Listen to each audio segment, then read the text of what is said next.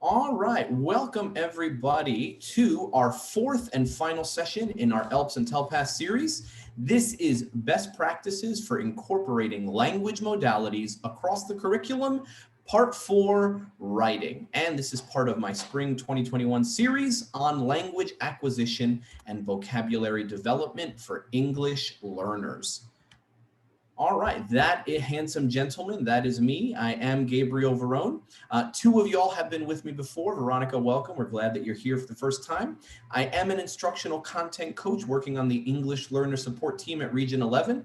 Was a bilingual educator for 11 years, an assistant principal, a bilingual reading coach, and I've been at the service center for almost 2 years now. This is my lovely family. I've got a 13-year-old son, Malachi, an 8-year-old son, Zachary, and my wife, April, is a critical care nurse. I am a lifelong nerd and love all things comic related. And I am the part-time preteen minister working with 5th and 6th graders at Southcliff Church in Fort Worth. So I still try to do some teaching because I do miss direct interaction with students.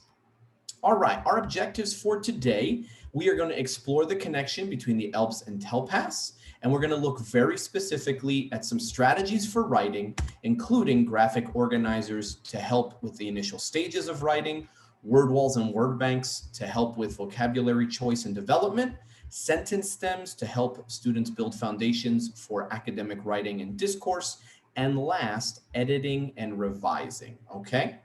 And remember, this is aligned to T-tests, and so this session can be used as evidence of your professional growth if any of your goals fall within those T-test dimensions.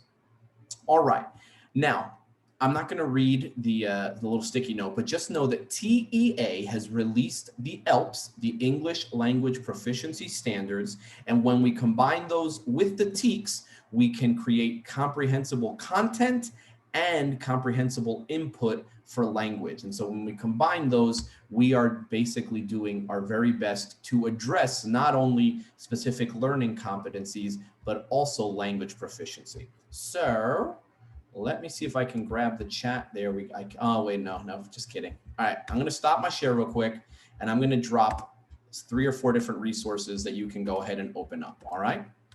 So the first is the digital ELPS. If you don't have a copy, you can save this to your computer or to your Google Drive. So there's the ELPS. Then I'm going to give you the proficiency level descriptors for writing in kindergarten and 1st grade. Now, Shannon, I believe you said you teach 5th, right? Shannon, you're a 5th grade teacher. And then Crisol, are you doing 3rd or 4th? No, 2nd? Coordinator for the district. Oh man, you're the big wig. Okay, sorry, I didn't mean to offend you. All right, so you need everything. And Veronica, what grade level are you doing, or what is your role? Well, while you get that information, I'll keep working here. Okay, so I dropped, like I said, the proficiency descriptors for K1. Oh no, hold on. I totally messed up here. Yes, I did. Darn it, I was doing so well. Okay, hold on, forgive me. I just gotta grab the link again because I accidentally closed it. All right, here are the proficiency descriptors for 2 through 12. And then the last thing I'm gonna drop for you is the LIAG, okay? And if you're like, I don't know what that is, I promise I will tell you. Okay, Veronica, you will not be left out. I am gonna address our low babies as well, because obviously developing reading and writing is just as important as our more proficient older students. Okay, here we go. Okay, pre-K 8, gotcha, you're doing it all. All right, fantastic. So let me go ahead and go back to present. Here we are. Okay, sorry, it is loading. It is taking its sweet time to do so. There we go. All right, I'm just gonna jump back real quick because I had to forward my screen in order to get to the right resources. Okay, so to get back to the earlier point, right? The TEKS is the what of teaching and the ELPS is the how, specifically in relation to language acquisition. And that's why we want to think about every modality of language. And as I've done in previous sessions, I'm trying to show you and leverage strategies that target a specific modality, but bring in the strengths and the abilities of the other ones as well. Okay, so TEKS is to STAR as ELPS is to TELPAS, right? We measure our content objectives on the STAR test, and we measure our language objectives with the TELPAS testing, right? We know, I'm not gonna read all of this to you because you are literate and you can do that, okay? And if you've been with me in my other sessions, I've read it ad nauseum. However, as we think about writing, we wanna think about the collection of writing samples, right? We wanna facilitate and allow for students to engage in authentic writing tasks, but we also want to set them up for success and allow them to do authentic writing that genuinely demonstrates their ability to communicate in English, okay? And so I hope that the tools I share with you today will cover every part of the writing process and scaffold and differentiate that process for you for the greatest amount of student success. All right, as you know, these are the 4 linguistic domains measured by TELPAS, and the proficiency levels are beginner, intermediate, advanced, and advanced high. All right, I am not going to have you read these because we won't have enough time to get to the meat of today, but I do want you just to think about in K1, as you look at the bullets, basically the rubric is looking at the ability for students to explain themselves in self-generated writing, right? The ability to participate in grade appropriate shared writing, right? That's very important, especially at the lower level. We know that they're emerging writers. We know that their phonological and phonemic awareness can be very limited, or it can be very high, right? Just depends on what student you get, what their background is, how much background knowledge they have, right? But a grade level appropriate task for a kinder and first grade student is very different than for a 7th or 8th grade student, okay? We also talk about the ability for students to express themselves in self-generated interconnected writing. And then the last bullets address the exhibition of second language errors, right? And obviously those decrease as the ability of the student and their parity with English dominant classmates increases, okay? For 2 through 12, right, the bullets address the ability for students to use English to express themselves, very similar in K1, right? The ability to develop and demonstrate grade appropriate writing, right? So in here, it's not just the ability for them to participate in it, but for them to self-generate it, okay? And then the last bullets deal with typical writing features that we see, right? So your beginning students are going to be able to write less, and your advanced high are going to be able to write much more on any given topic and in a variety of genres, right? We also see the usage of vocabulary is going to be different, and their syntax, the types of writing tasks, the types of writing tasks in which they can engage, and again, second language acquisition errors. All right, so if you are not really familiar with these, I would highly recommend that you take the time to look at them. But let's go ahead and look at the LIAG, which is the tool that allows us to actually teach so that our students can demonstrate growth wherever they find themselves. Okay, so I did drop the LIAG in there, and the beautiful thing about the LIAG is it has the 4 linguistic domains, right, that you see in those descriptors that is tested in TELPAS, and they have specific strategies and specific teacher behaviors that help you to address the learning needs for those students, okay? Now, today, very specifically, I am going to give you time to look at it, but we're going to be looking at pages 12 through 15. 12 through 15, all right? So if you look for kinder through first grade, right, A, B, C, there's those A, B, C, D, E, F, G. There's only 7 student expectations for writing.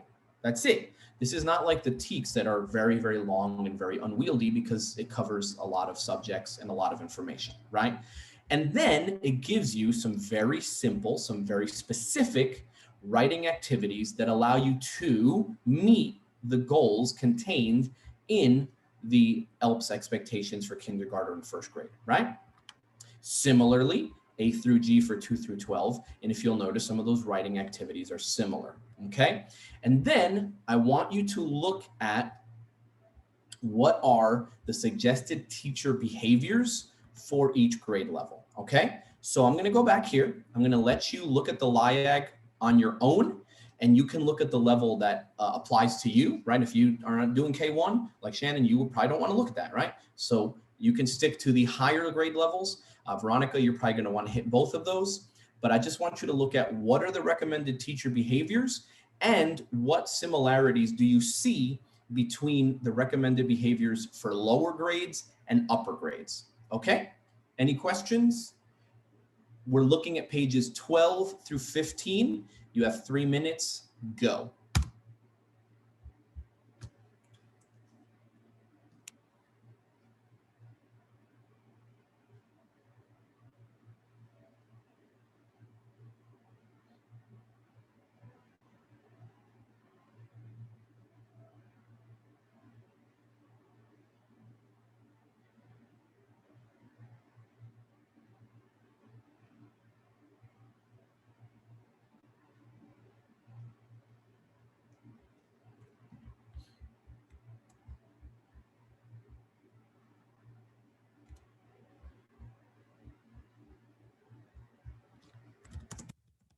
Oh, sorry about that. That went absolutely insane. I will fix the timer so that it goes down.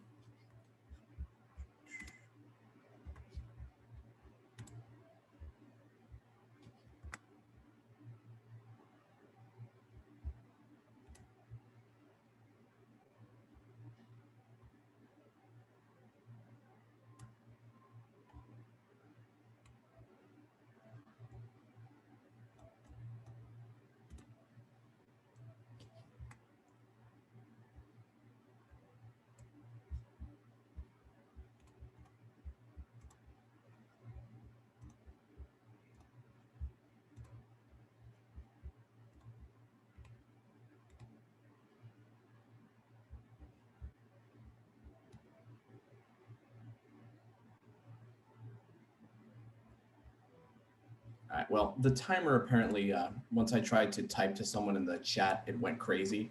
So I'm going to simply set about 1 minute and 20 seconds left on my clock, my phone, and I'll let you know when that time expires. I apologize, that's my fault.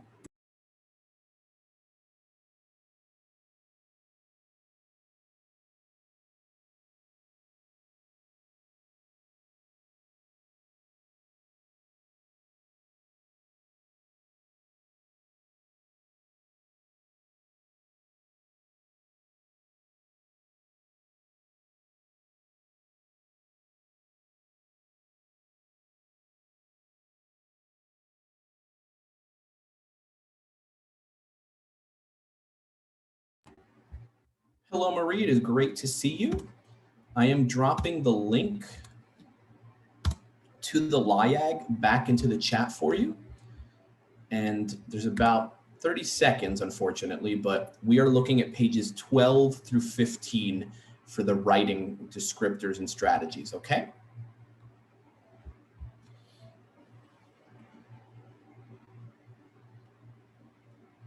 You got about 15 seconds, friends.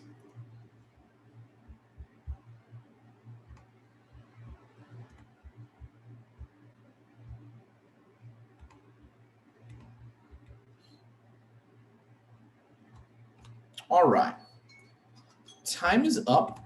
If you would like to unmute yourself and share or drop it in the chat, what similarities, if any, did you notice between the recommended teacher behaviors for kindergarten and first and for upper grade levels?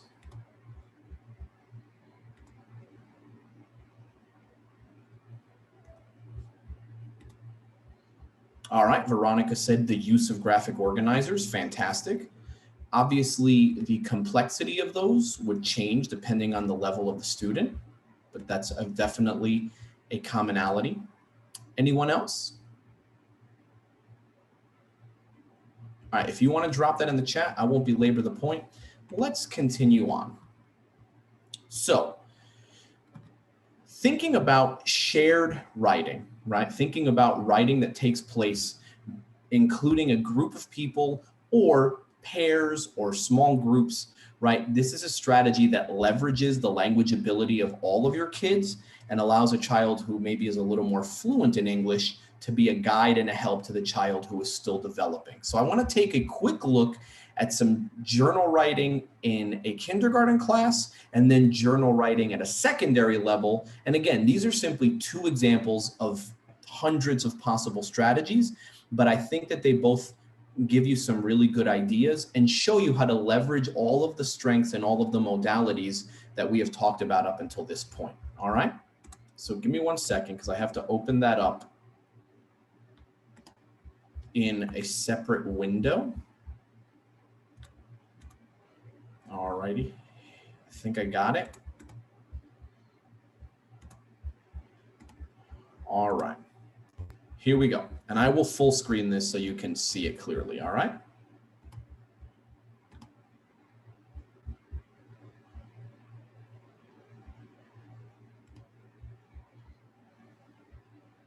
What we're going to do, like you've been writing in your journal. Sorry, I don't know what happened there.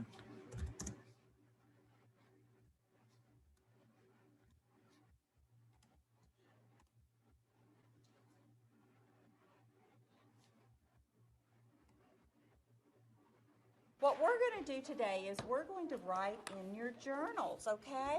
Just like you've been writing in your journal. Okay, so what I want you to do is turn to the first page, and you can write about anything that you would like to write about. We just talked about some things that you could write about in your journal. Jaden, what are you going to write about? I'm going to write about a car. You're going to write about a car? Wonderful. I play with my car. Perfect. I'm gonna play with my toy skateboard. All right. How you spell? What can you do when you want to write a word? A. You can say it slowly, can't you? Let's say it slowly.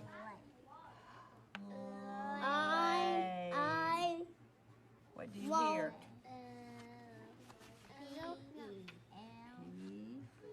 L. What?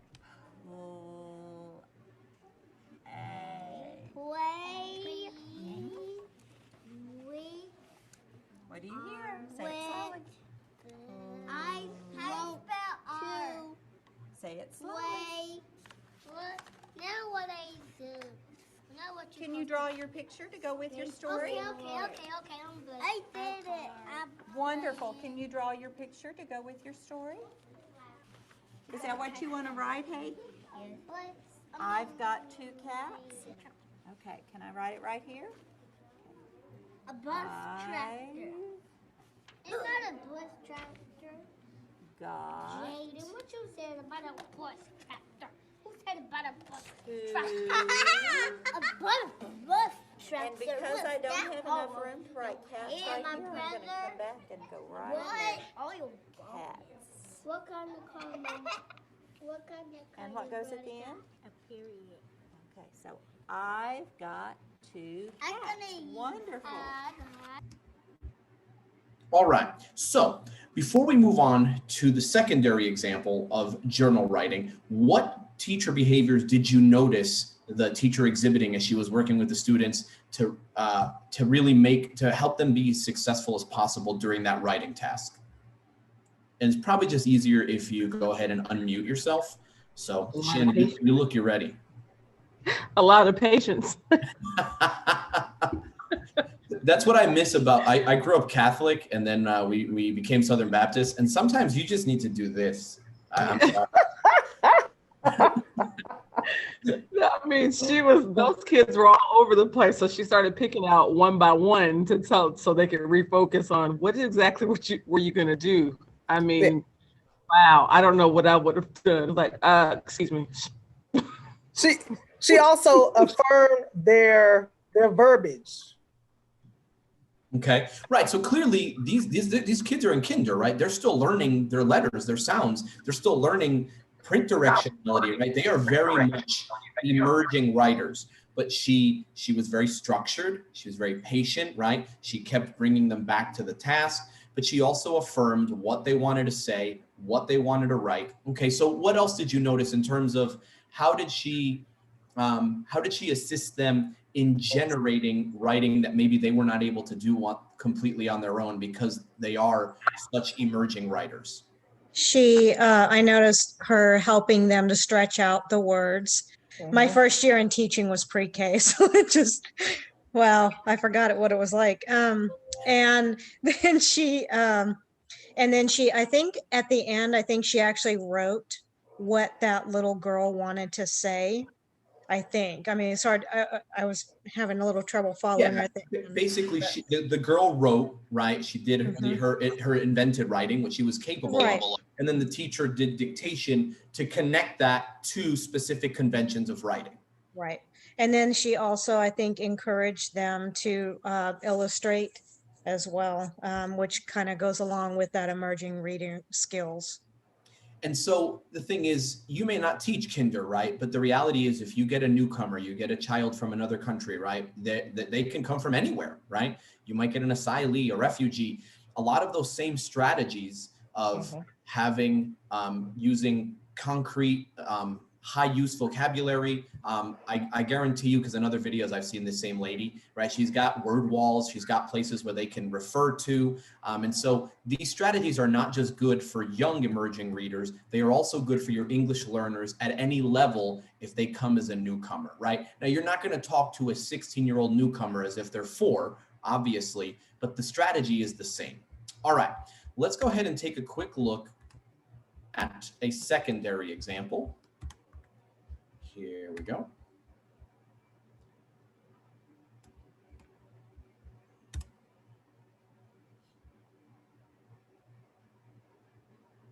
If my thing ever loads, I do apologize. I have no control over that. What we're going to do today is we're going to write. Oh, okay. Apparently what we're going to do is play the video again in the background. Sorry about that. That was unexpected. That is, I have to say, that's the first time that's ever happened in one of these before. I always find some new and interesting way to look foolish, so that's good. All right, here we go.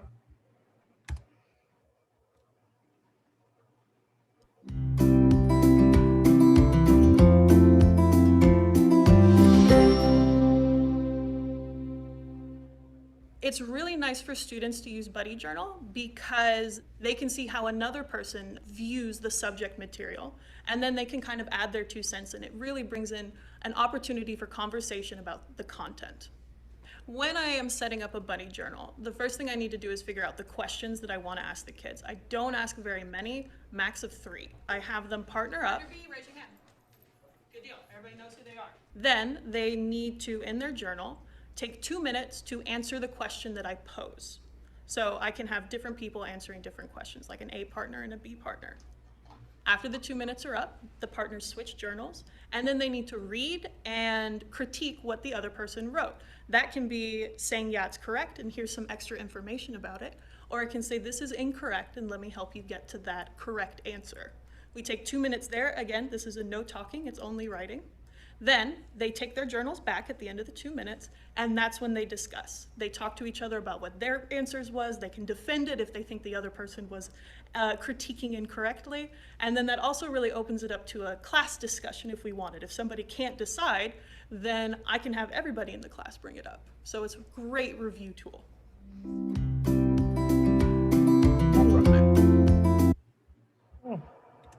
So now the question is, we'll do something just slightly different.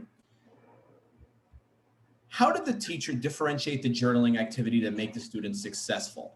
So you can respond in the chat or you can share out. I'm good either way.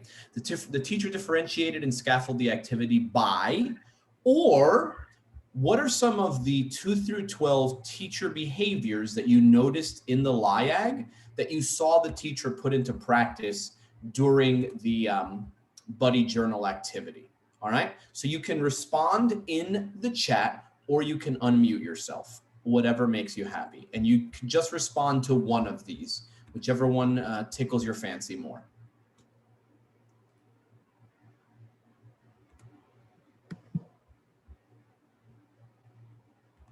how did she differentiate and scaffold, or which best practices and behaviors from the LIAG did you see, if any?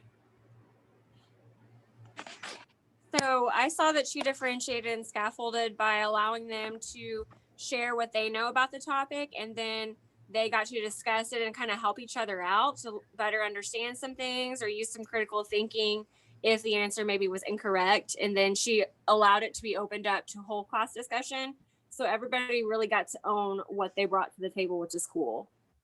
Excellent. So what I hear you saying is that there was individual opportunity for students to reflect and show what they know. Then there was collaborative opportunity. And then there was even bringing it to the whole class. Yes. Right? Okay. Training. All right. And then Shannon said the teacher differentiated and scaffolded activity by sharing from one another to understand the topic with more discussion. All right. Peer support. Crisol said, and sentence starter. Yes. Thing is, if you'll notice, even when she has them critiquing each other, clearly she had specific ways that she wanted them to do that so that it would actually be constructive, not destructive, right? I read your answer and it turns out it was stupid because you're stupid, right? Like that's not nice. We don't want that, right? Like clearly she had some kind of a system in place where I agree because, or I disagree, or I agree with this part, but I might add this, right? Because you definitely want them to discuss and engage in discourse, both in writing and in conversation, but you don't want it to devolve into meanness and name calling. All right, so as we think about additional scaffolded supports, I want to take a quick look at graphic organizers, word walls and word banks, sentence stems, which if you've been with me before, you know that I am the evangelist of sentence stems, and editing and revising. And we only have 30 minutes left, so we are going to be moving at lightning speed. Okay. I don't know if you know this, but Google has created a whole bunch of editable graphic organizers. If you already know, Shannon's like, I already know, dummy. Why are you wasting my time? That's mean, Shannon. No, I'm just kidding. I'm going to drop that in the chat for you. And the beautiful thing is it works for in-person, right? Because if the reality is, if you're doing a hybrid model, most of them are on their computer as well because they have to interact with the other kiddos. And it's a lot harder for them to lose something digitally. So I'm going to drop that in the chat for you. Here is the website where you can use any one of the ones that are pre-created. You can also, if you make a copy of them, you can edit the boxes and categories to make the graphic organizer your own, okay? And then I'm going to drop one more, which we're going to use. And this is one you guys are going to collaborate on. Okay, so open up the website and then do me a favor, go ahead and this should ask you to make a copy. So when you click, excuse me, when you click, it should take you to a screen that looks like this, maybe. No, that's not the one. Did I not, oh, here we go. No, that isn't it either. Well, anyway, let me try one more time. Oh, Jessica's back. I think Jessica went to the chiropractor. Here we go. So you should get a screen that says make a copy. And once you click make a copy, you will have your own bubble map. And what I'm going to do is I'm going to put you into a breakout room. Actually, no, I'm not going to put you into a breakout room because there's not very many of you. So instead, let's do this. I will be the recorder and you guys will be my people who chat and talk and share. So what I was going to do is, hold on, someone's saying something in the chat. Oh no, is Crisol the only one that says access denied? Are the rest of you able to open it? Nobody can open it? Oh, good, fantastic. All right, well, all right, so here's what we're going to do instead. I will change, I checked all of these before, I don't know, let's hope that the other permissions are there. Clearly it's something on my end with the permissions, okay? I will change those permissions when I send it to you tomorrow, so you should be able to access it. If not, on the Google site, you can just make your own bubble map. That's all I did. It's not like there's some big intermediate step, okay? In the meantime, let's do this. And I'll share this with you too once we're completed. I'm gonna set the timer for 3 minutes. What I wanna know is, What other graphic organizers besides bubble maps? Oh, okay, I get it. If you PS, if you full screen it, you can't type in the document. Duh. All right. No, yes, this is not working. It really did work earlier. Okay, well, rather than continue to make an idiot out of myself, we're just going to move on.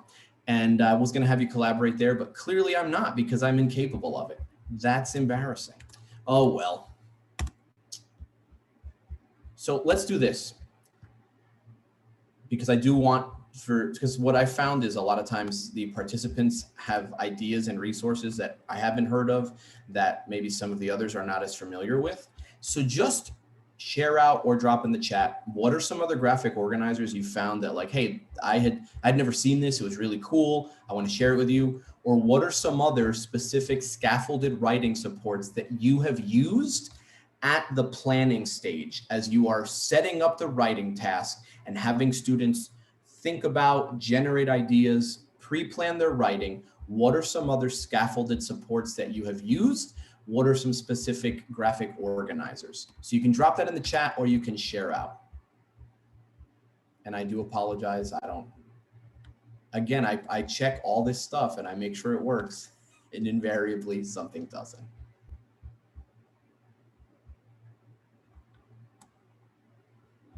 So again, any other graphic organizers that are like, wow, this will knock your socks off. This revolutionized my life. Or, hey, it was pretty good. And any other scaffolded supports. Ah, okay. I like the cause and effect map. Okay. Now, do they just fill that in themselves? Do they have any kind of sentence stems to kind of get them started if they're having a hard time? So on these, they have for cause, and it actually has something to get them thinking. Okay. Why did it happen? And then they affect what happened.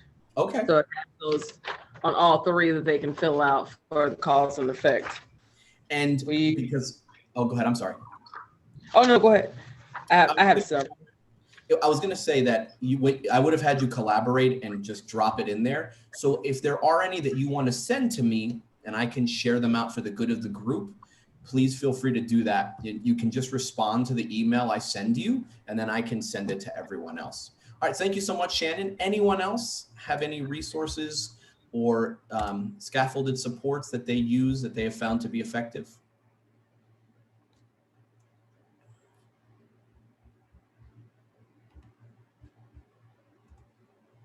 All right, the good news is if you think of anything, you can let me know. And like I said, I'm happy to share that out. Okay, so it's not your turn because we tried that and it was a complete failure. So we'll just keep moving. All right, let's think about word walls and word banks. So here's the issue. A lot of times it's not that kids don't want to write, it's that they don't really know how to say what they want to say, or they don't possess the vocabulary in order to fully express themselves, especially in new nonfiction academic content, right? Because, for example, kids always are like, when we do the TELPAS writing samples, okay, today we're going to write about math. And they're like, I don't know how to write about math. Math is about numbers. Oh, no. So if we don't train them to do that, they're not going to magically do it. And a tool that is very, very helpful is word walls and word banks. So listen, this video is super boring. It is about 1 minute and 40 seconds, but it is really helpful. So the production values aren't great, but the content I think is worth the time. So I just want you to think about how do these interactive word walls differ from what we normally see and do as a word wall? Because this is really, this rocked my world when I saw it back in the day.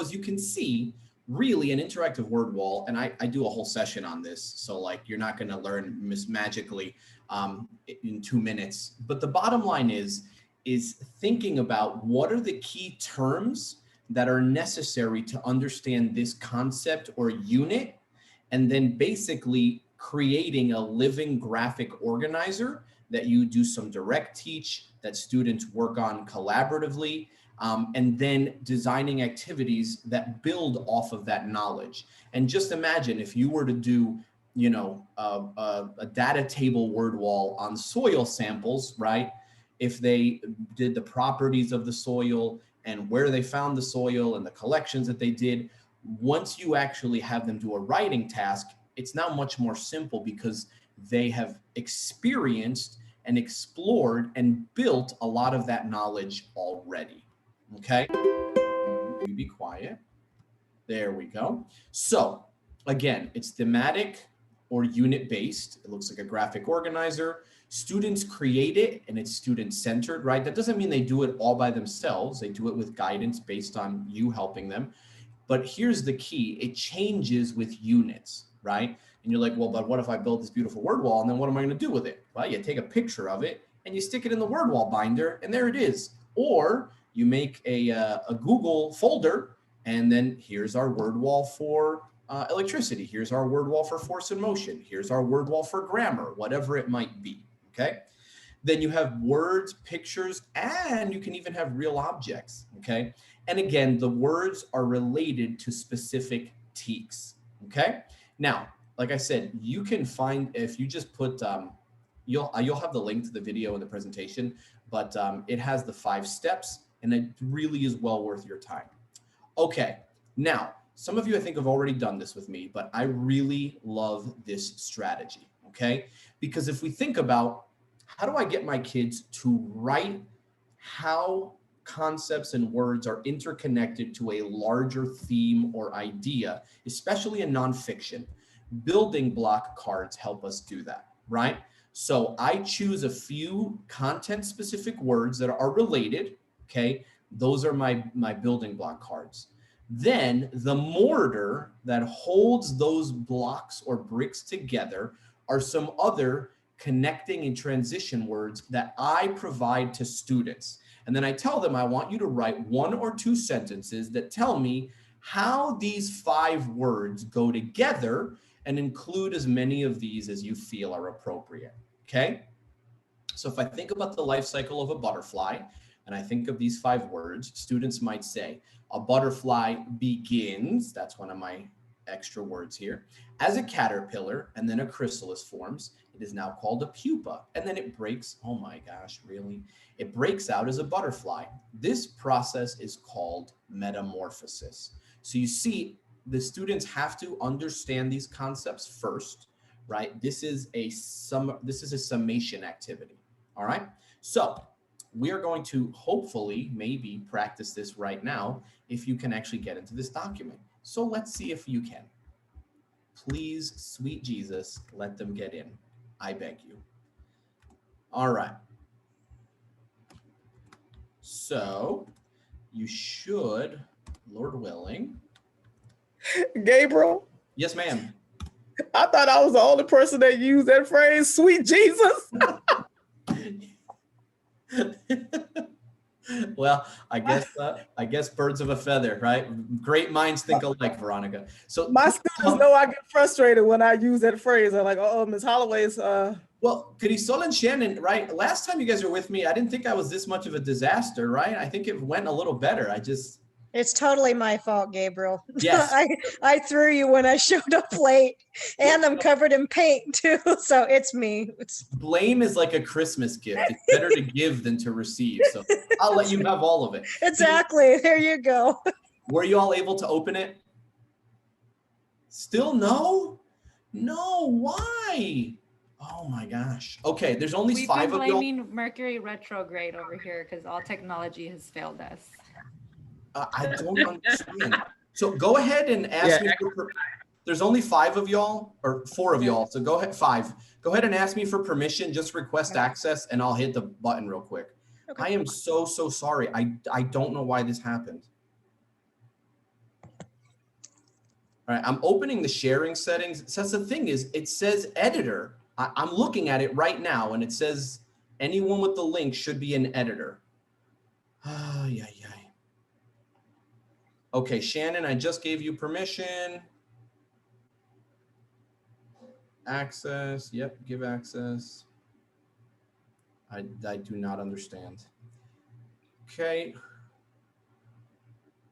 Marie, you should have access. Veronica, I'm working on you. I am so sorry. I don't. Veronica, you now have it. All right. Nope, that's wrong. Okay. All right, let me see here. Who am I? Building block.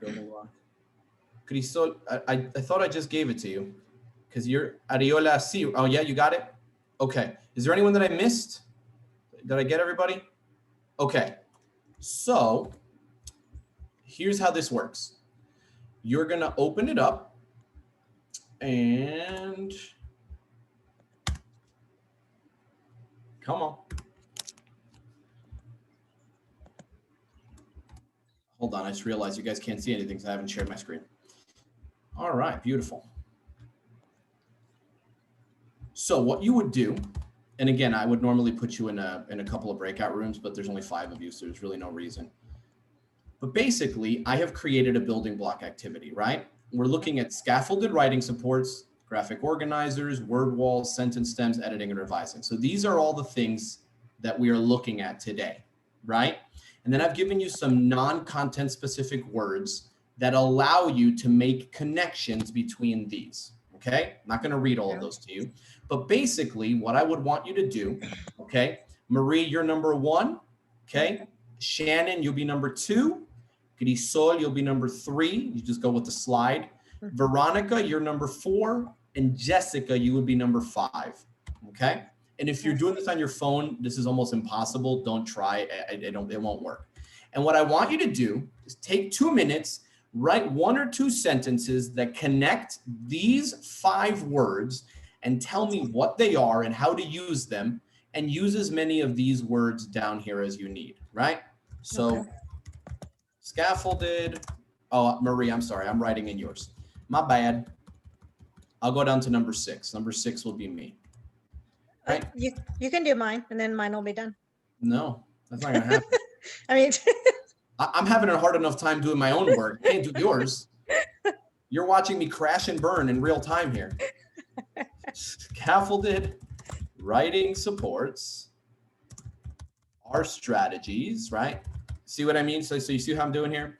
So basically, go ahead and connect these 5 words. Tell me what they are, how you use them, and use as many of these. Now, can you only use these? No, you explain them however you want. These words are here to help you. All right, if you have any questions, let me know. If not, I'll give you 2 minutes. On your marks, get set, go.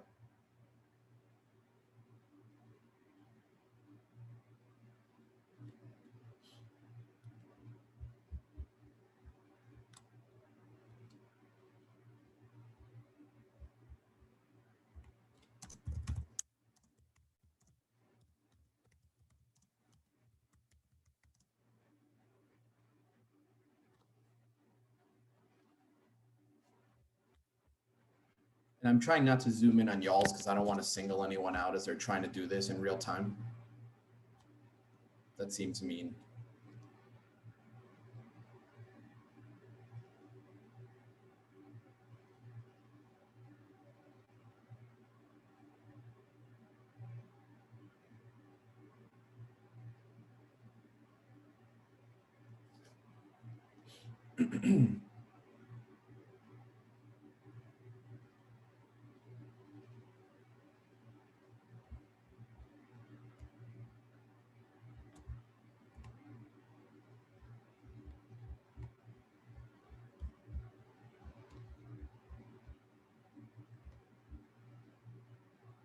By the way, it just occurred to me because the sharing permission fiasco that we just had. When you're done, go ahead and drop it in the chat because I can't see yours because you made your own copy. Duh.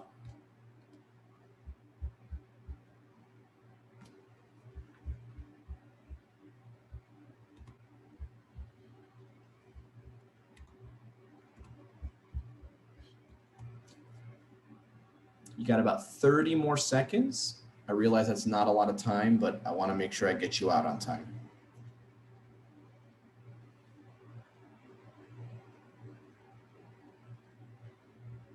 Wow, Shannon, that is a heck of a two sentences right there. That was real good. I wouldn't have said leveraging sentence stems promotes language development using strategies to correct their mistakes, but that's phenomenal. Very nicely done. So, Shannon, listen, I'm going to call you in as a consultant. Next time, maybe you can present instead of me. Maybe you'll do the sharing permissions correctly. Trust me, our Wi-Fi here, terrible. It's the worst. Oh my gosh, it's awful. Thank God I've only had one day where I got kicked out of my own meeting like for 15 minutes. Oh, wow. I emailed all the participants. I'm so sorry. Like I finally had to just unplug my router and reset it because I kept getting kicked out. So it happens. Yeah, here you could only have like 3 tabs at most open. Otherwise, it's just gonna lag. All right, anyone else, if you want to drop it in the chat. Again, this is something that you'd probably want to get more familiar with on your own, but this is a really, Veronica. Oh, I love it. Sentence stems create the teacher opportunity to differentiate, assist, and improve with language acquisition at any level. I mean, y'all are on it today. Fantastic. Thank you so much.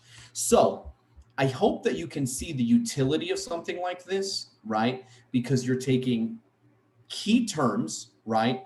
And you are basically giving them the foundation for how do I make connections? How do these ideas go together? And if you have them work collaboratively, right? Like I basically would be the intermediate English learner and y'all would be like the advanced and advanced high because y'all sentences were better than mine, right? But see, I learned as a result, and now I can parrot or mimic some of that the next time that I talk about this information. Okay, so clearly because we have less than 10 minutes, we're not going to do any other practice. I just want you to see some resources that I want to share with you, okay? If you think about sentence stems, there's some different ways you can do them, right? In terms of depth of knowledge, right? Different TEKs are at different depths of knowledge. Some are at Bloom's on the remember and recall, right? The lower end, and some are on the higher end with the synthesis and creation. So if you can determine where your TEK is, then you can use some of these pre-made sentence stems to help students start a writing task, whether it be something short like an exit ticket or something a little bit longer, okay? And so I'm going to check all of these this evening, and tomorrow when I send it to you, I'll make sure they actually open, okay? So that is one thing. Because again, why reinvent the wheel when you can just say, oh, that sentence stem will work perfectly with this objective, right? Okay.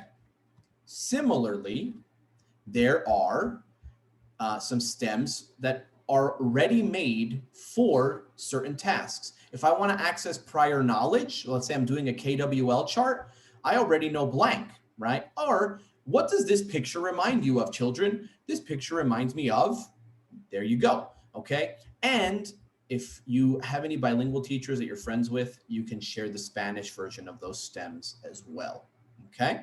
And again, I'll check the bit.ly.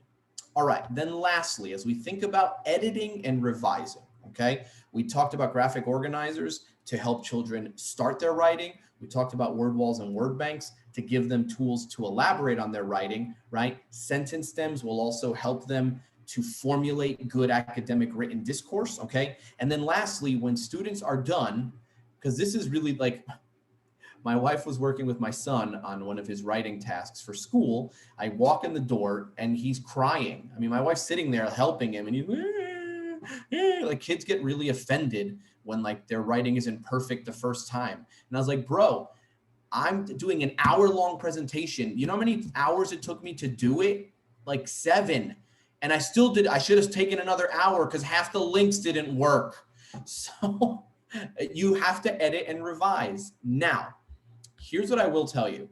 Something that helps, you get what you incentivize, and you get what you hold people accountable to, right? If it isn't monitored, it isn't required, okay? So even for short answers, I liked, now, you can't do a rubric all the time, takes too long, right? But if you're like, okay, this is the end of the week, this is our big exit ticket for this, right? Or I'm gonna give you some short answers. I really need to see what you learned about this topic over this last 3 or 4 days, right? If you give them a rubric such as this, then, and I would even partner them up and have them rate one another's work, right? Kind of like the buddy journaling activity we saw, okay? Again, this is not the only rubric in the world, right? This is specific to nonfiction, academic stuff like with science and social studies and things like that. But I really like it, and I was able to use it to great effect in my classroom and at my campus when I was a coach, okay? The other thing you got to remember is there is a difference between revision and editing, right? A lot of times we want kids to do this first. We want them to edit first, but really editing should be last, because first we need to fix the big picture stuff. Do we need to add or remove sentences and words, right? Are there any in there that don't make sense or are off topic? With younger writers, that's a very big deal. Like, they just kind of give you the entire litany of what they did during the day, and it's completely off topic and has nothing to do with what you're talking about. And so we need to help them eliminate that stuff, right? And then, do we need to reorganize some things? And then how can we use synonyms, antonyms, and more vivid word choices? Once the body of what they want to say is in place, then you want to fine tune and look for the capitalization, usage, punctuation, spelling, okay? So just remember, you might think about, especially when they're writing longer pieces, look at revision first and editing at the end, okay? All right. And then similarly, now listen, I like these two checklists, but the thing is, you have to figure out what writing task are your students doing, what's asked for in the curriculum that you have and assigned to them, right? What resources, because sometimes districts have mandated resources, so you have to use this. So I didn't put 10,000 checklists, because you can Google, and I like, even today, I was like, oh, what other checklists are there, right? I ended up landing on the ones that I like, but there's checklists galore. But again, if you actually have students, because then they're not battling with you, right? It's like, look, that's the expectation. Do it or don't, right? But I'm not going to fight with you about it, because I'm not personally criticizing your writing. I need you to go in and be thoughtful about what you wrote, okay? And if your students are old enough, you can even have them do some peer editing as well, okay?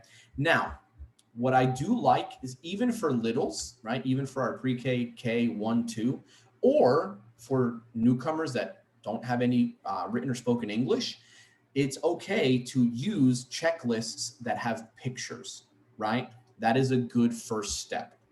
Okay, so we're almost done. The last thing I need you to do is just go ahead, if you don't mind, answer the 3 multiple choice questions on the impact measure, because it helps me to know what I can do to improve, other than actually making the links work. And I have to report this to my bosses as well. The last thing that you do need to know for that is the date, the session number, and the session title have to be included in the form, and I'll drop those in the chat as well, okay?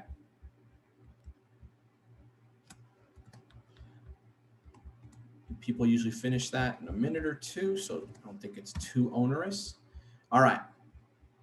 Let's hope you can open the form at least.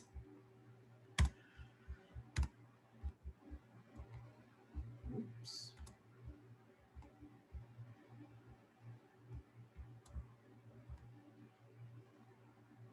Once you are done, go ahead and just put done in the chat, so that I can know that I can go ahead and end our meeting.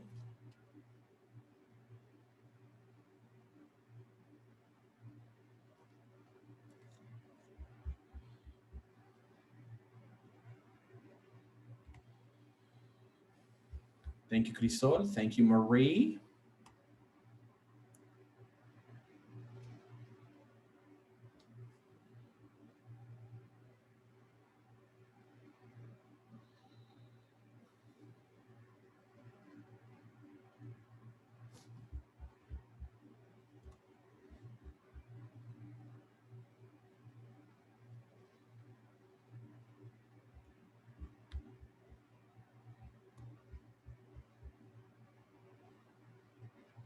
Thank you, Shannon. Much appreciated.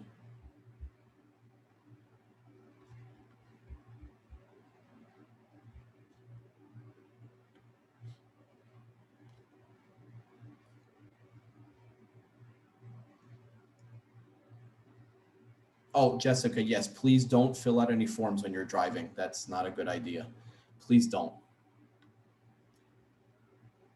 And that's why we need self-driving cars. It'd be a lot easier to attend Zoom meetings. You know what I mean? You can just schedule them for all of your travel. All right. If you're still finishing, take your time, not a problem at all. Those of you that have been with me a whole bunch, you can stick around. I'm just going to very quickly review my upcoming sessions, some of the other resources, but you've seen those already. So if you would like to leave at this point, I will thank you so much for your attendance today. Thank you for those of you that have been troopers and have stuck with me. I really hope that this 4-part series has been helpful for you, and I hope that the resources have been worth your time. I do hope you'll join me again, and again, I will apologize. I've never had that many links not work. I don't know what happened, but I promise I will do my best to fix that before I send everything to you. All right. So those of you that want to leave may, those of you that have not seen these resources, just stick around. I'll be done in about 45 seconds. So the first is my bilingual professional learning SMORE. You may be thinking, I don't teach bilingual, but these resources and tools are good for all English learners and really all kids. We say in the English Learner Support Team, these strategies are necessary for some students, but they're good for all students. But if you do want the English Learner Professional SMORE, that is done by my colleague, Melanie Yoakum. And so that is available to you. And don't forget, I will share those with you tomorrow in the email. All right. Then for your parents of students, we have our English Learner Parent Support that has resources for learning at home, for healthcare, for mental health, food banks, internet providers, just all sorts of different resources. And those are available in English and in Spanish. And we have these digital versions, but we also have PDF versions that can be printed front to back and are more condensed. So if you have families with no technology, you can just send that home in a child's backpack, okay? These are my sessions, so you will have that flyer if you'd like to attend future sessions.